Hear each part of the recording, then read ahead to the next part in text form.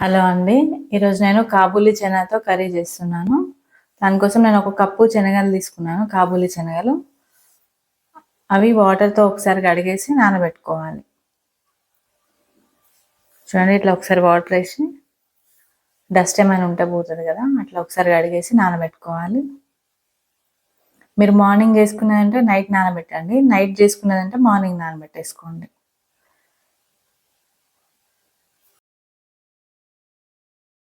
చూడండి, ఒక 8 to 10 hours నానిన తర్వాత ఇట్లా వచ్చేస్తాయి శనగలన్నీ.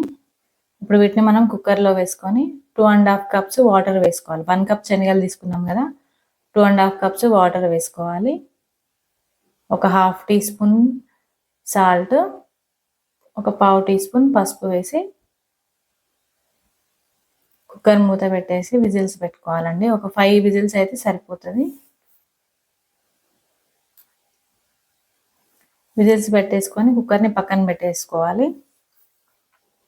ఇప్పుడు మనం స్టవ్ పైన ఇంకో గిన్నె పెట్టేసుకొని దాంట్లో ఒక 2 టేబుల్ స్పూన్స్ ఆయిల్ వేసుకోవాలి. నేను ఒక బిర్యానీ ఆకు వేస్తున్నా అండి, ఒకటి కర్రీకి మంచి ఫ్లేవర్ వస్తుంది. ఒక 2 ఆనియన్స్ ఇట్లా సన్నగా చాపర్లో కట్ చేసుకొని వేసుకోవాలి. ఈ ఆనియన్స్ మంచిగా బ్రౌన్ కలర్ వచ్చేంత వరకు ఫ్రై చేసుకోవాలి.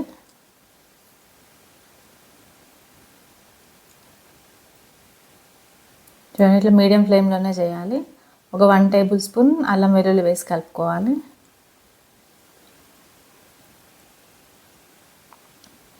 ఇవి రెండు బాగా వేగాలండి. ఇప్పుడు ధనియాలు, ఒక టేబుల్ స్పూన్ ధనియాలు, ఒక హాఫ్ టీ స్పూన్ జీలకర్ర, కొంచెం ఎండు కొబ్బరి, ఒక 5 బాదం తీసుకొని పౌడర్ చేసి పెట్టుకోవాలండి, లైట్గా వేయించి.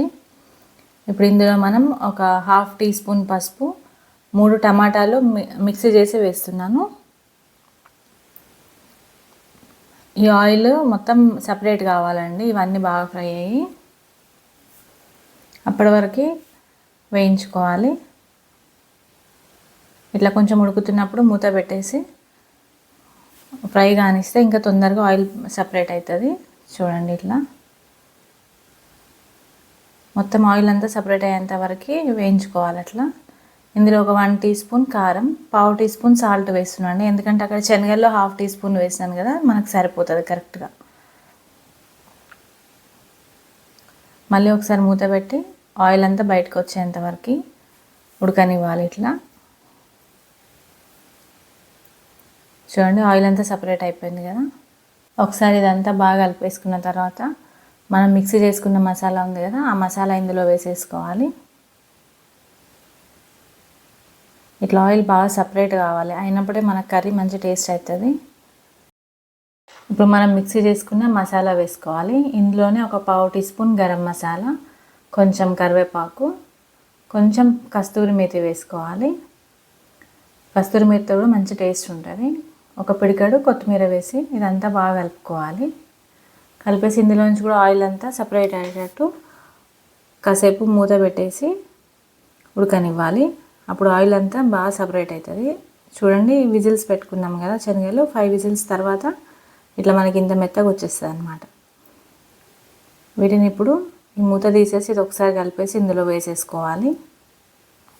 చూడండి, ఆయిల్ అంతా బయటకు వచ్చింది కదా, అట్లా సపరేట్ కావాలన్నమాట. ఇప్పుడు ఇవి ఇందులో వేసేసుకొని ఒకసారి కలిపేసుకొని ఒక 8 to 10 మినిట్స్ కర్రీ అంతా చిక్కబడేంత వరకు మూత పెట్టి ఉడకబెట్టాలండి. ఒక 8 to 10 మినిట్స్ పడుతుంది ఇదంతా చిక్కబడడానికి. చూడండి, ఒక 10 మినిట్స్ తర్వాత చూస్తాను, కొంచెం కొత్తిమీర వేసి కలుపుకుంటే మన కర్రీ రెడీ అయిపోతుందండి. ఇప్పుడు ఈ బిర్యానీ లీఫ్ని తీసేసేయాలి. చూడండి, ఇట్లా రెడీ అవుతుంది కర్రీ. ఈ కర్రీని మనం రైస్కి, రోటీకి అన్నిటికి తినొచ్చండి. ఓకేనా అండి, థ్యాంక్ యూ, బాయ్.